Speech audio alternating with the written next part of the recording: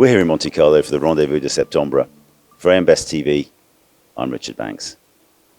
And I'm joined now by Duncan Dale, CEO of Dale Underwriting Partners. Duncan, great to see you. Thank you for joining us. Good morning. Morning. So, you've witnessed several cycle turns in your career. What does your experience tell us about where we are in the current cycle? And I guess more importantly, what's next? Certainly seen a few cycles, and probably all of them have their own traits to them, and part of our job is to learn from each of those and understand clearly where you are in the cycle. I think it runs differently by class of business. Certain classes go up more steeply, down more steeply. I think we've got that scenario at the moment, where you've had a couple of good years, results have been generally good for a couple of years, but you see, some of the issues that arose in the past around creating poor results being repeated, sadly. And so I think we're not in a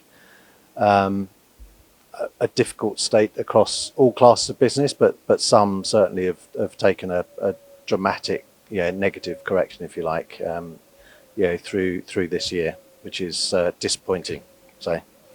Disappointing. I guess US casualty has rarely been out of the spotlight. And I guess this time that spotlight seems to be even more intense than normal. You've got vast experience in that arena. Tell us a little bit about your insights on that. Yeah, I mean, I think the US is obviously an incredibly mature market from a litigation environment, and so it's been something that is not a new phenomenon to think about. What are the loss trends? How do values inflate over the years?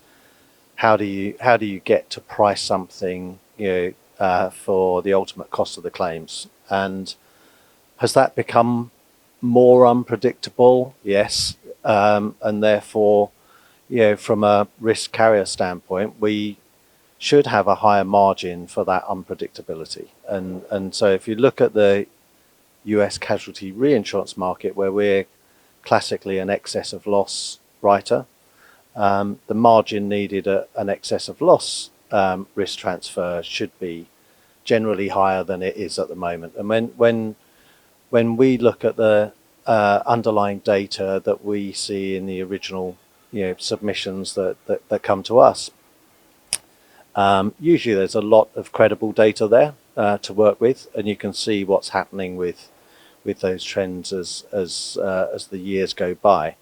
What's interesting, I think, in the current market is that when we look at deals that we have said no to in a year ago and 2 years ago, and we see the updated information, quite often that information's even worse than we thought it was going to be. And so we were declining it at the margin that we felt was on offer, and yet that we think that's that picture's looking a little worse than it is, and that should create everyone's all of that business is on someone's books, and so that should create an improved discipline around the US casualty space.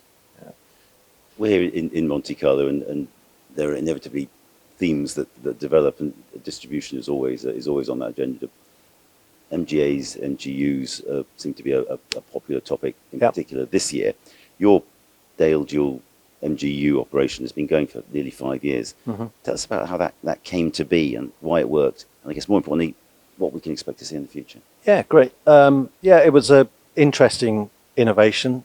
Dual came to us with an idea of bringing capacity either within Lloyd's or outside of Lloyd's behind our own underwriting.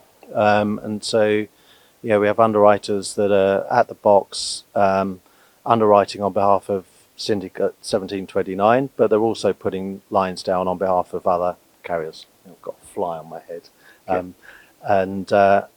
That has been very successful. We write about $200 million of premium on behalf of other carriers, but on all of that business we're participating ourselves. We feel like alignment of interest is is super important, and so we established that as a joint venture with Dual, and been very pleased with the developments on that to date. And I think there a lot of that is dominated by property insurance actually that goes through that vehicle. I think there's opportunities in other lines to expand what we do there, and I think we're constantly seeing appetite from others to back what we're doing. It's sort of opportunity, if you like, for other carriers that might have historically come from being a quota share reinsurer of our business, but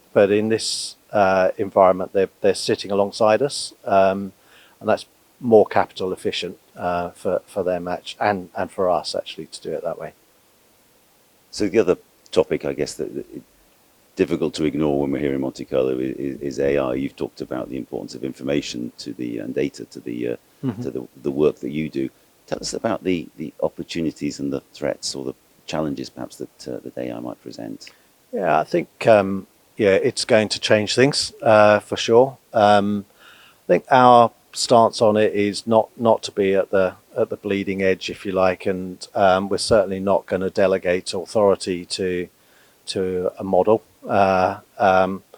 We use models to help us, and and I think if you develop that theme, you can see AI being more helpful in creating some efficiencies, some additional information or insights into risks that we're seeing. And but we're an underwriting business. We want underwriters to be meeting clients, useful to clients, thoughtful around their risk, not just sat back saying yes or no to what's being presented to them. And so, I think for us, we will see some benefits from utilising those technologies around how do we get information that is buried in files or not coming through the usual feed of data that give us useful insights into the business, and then just taking whatever efficiencies you can get out of just ingesting data and more efficiently than historically, I'd say. Duncan, thank you very much indeed for joining us. For AM Best TV, I'm Richard Banks.